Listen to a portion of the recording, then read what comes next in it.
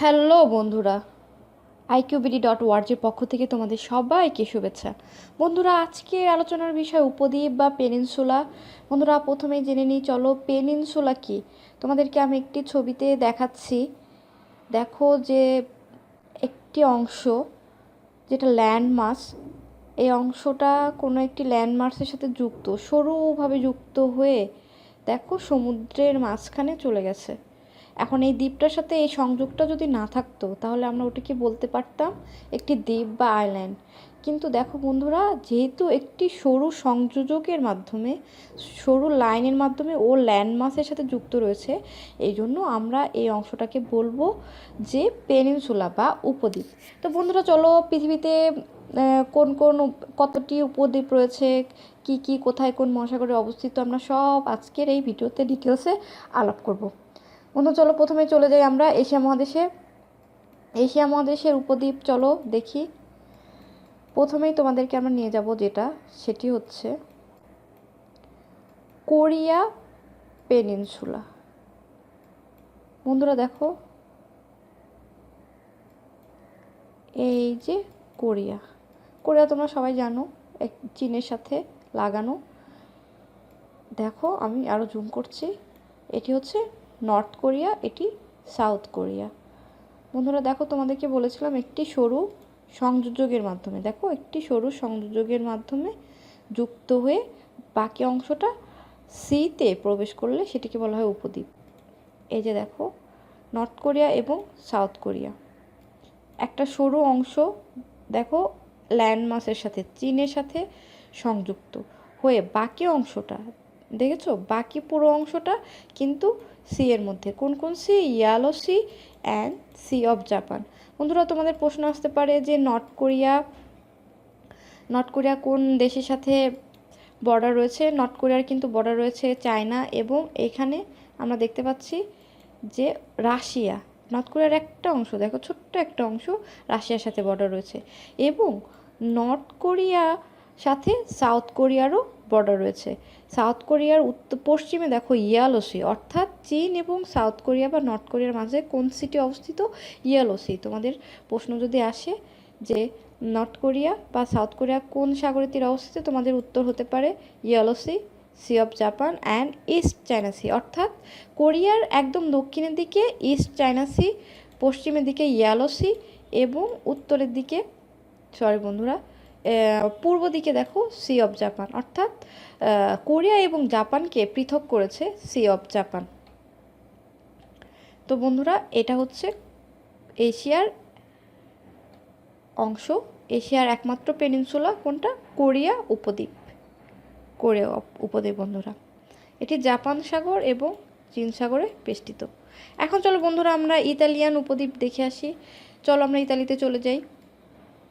এই যে দেখো বন্ধুরা, এই যে ইতালি, দেখো ওইটা একটা অংশ ল্যান্ডমাসের সাথে, একটা অংশ ল্যান্ডমাসের সাথে, অর্থাৎ দেখো সুইজারল্যান্ড, অস্ট্রিয়া বা স্লোভেনিয়ার সাথে বা ফ্রান্সের সাথে বা মোনাকোর সাথে অ্যাড হয়ে বাকি অংশটা একেবারে পুরোটাই সিতে পড়েছে। ইতালির পুরো অংশটা সি। কোন সি? দেখো টিরহেনিয়ান সি বা অ্যাড্রিয়াটিক সি বা আয়োনিয়ান সি। তো বন্ধুরা, তোমাদের প্রশ্ন আসতে পারে যে ইতালি এবং বসনিয়া হার্জেগোভিনা বা এদিকে এটাকে বলা হয়, এই অংশটাকে পুরোটা বলা হয় বলকান উপদ্বীপ। তো বলকান এবং ইতালি এই দুটোকে পৃথক করেছে অ্যাড্রিয়াটিক সি। অ্যাড্রিয়াটিক সি তোমরা দেখতে পাচ্ছ। এবং ইটালি কিন্তু ভূমধ্যসাগরে অবস্থিত, তোমরা দেখতে পাচ্ছ এটা পুরোটাই মেডিটেরিয়ান সিতে ইতালির দ্বীপ রয়েছে, যেমন কোর্সিকা। তো বন্ধুরা, তোমরা জানো যে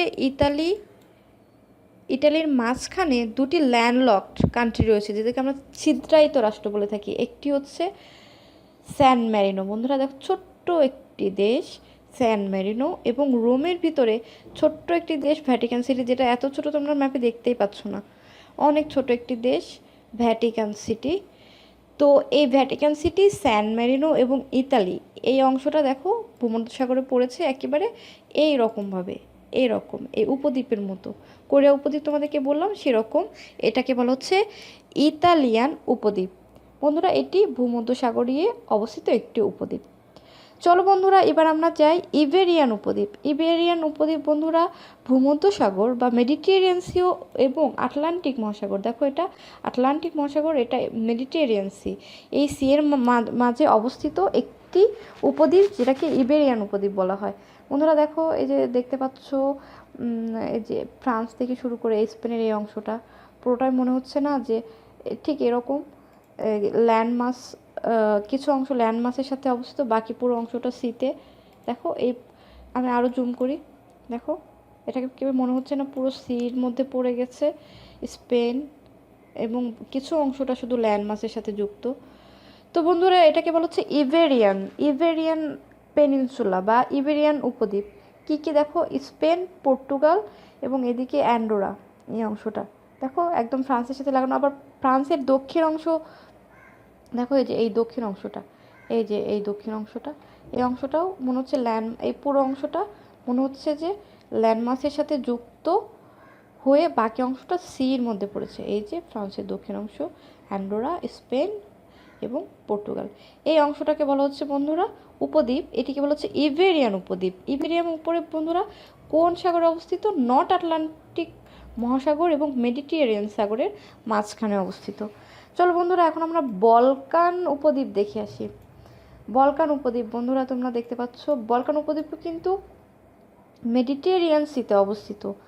মেডিটেরিয়ান সিতে অবস্থিত কোন কোন কান্ট্রিগুলো কে বলা হচ্ছে বলকান উপদ্বীপ? দেখো এই অংশটা তোমরা দেখতে পাচ্ছ, এই যে আরও করি, এখান থেকে দেখো এই পুরো অংশটা মনে হচ্ছে একদম উপদ্বীপের মতো, ল্যান্ডমাসের সাথে যুক্ত, এবং বাকি অংশটা সিতে পড়েছে, সাগরের মধ্যে পড়েছে, এটা উপদ্বীপ। এটাকে বলা হচ্ছে বলকান উপদ্বীপ। তো বলকান উপদ্বীপ কোন কোন দেশগুলো নিয়ে গঠিত চলো দেখি।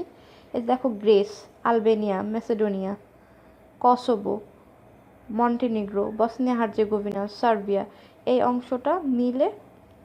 অংশটা মিলে বন্ধুরা বলকান উপদ্বীপ।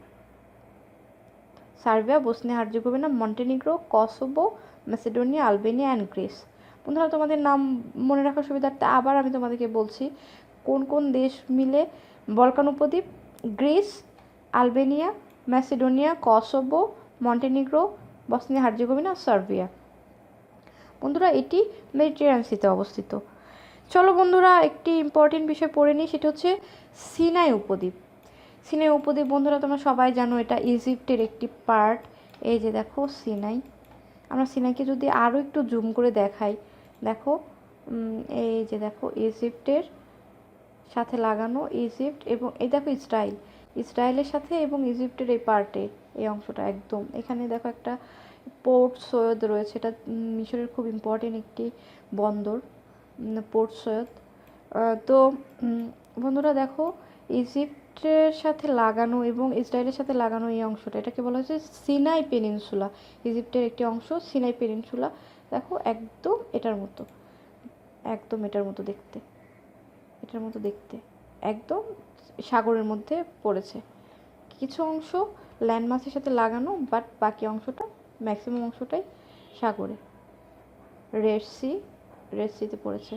তো এটাকে বলা হচ্ছে সিনাই পেনিনসুলা। বন্ধুরা এই যে দেখো, এটাকে বলা হচ্ছে সিনাই পেনিনসুলা। এটা দেখো রেড সি, তোমরা জানো এটা সুয়েজ ক্যানেল, এটা সুয়েজ ক্যানেল, এটার মাধ্যমে অনেক জাহাজ ভূমধ্যসাগর হয়ে এই সুয়েজ ক্যানেল দিয়ে রেড সি হয়ে এশিয়া এবং অন্যান্য দেশে ইজিলি যাতায়াত করতে পারে। এবং এই যে সুয়েজ ক্যানেল, এটার খুব গুরুত্ব রয়েছে, খুব বেশি গুরুত্ব রয়েছে, কারণ এই সুয়েজ ক্যানেলকে কেন্দ্র করে অনেকগুলো যুদ্ধ হয়ে গেছে মিশরের। এই মিশর পেনিনসুলাতে অবস্থিত এটা সুয়েজ ক্যানেল, এই জন্য এটাকে কেন্দ্র করে অনেকগুলো যুদ্ধ হয়ে গেছে। তোমরা জানো যে 1956 সালে যখন সুয়েজ ক্যানেলটা জাতীয়করণ করে মিশর, তখন এটা নিয়ে একটা যুদ্ধ লাগে।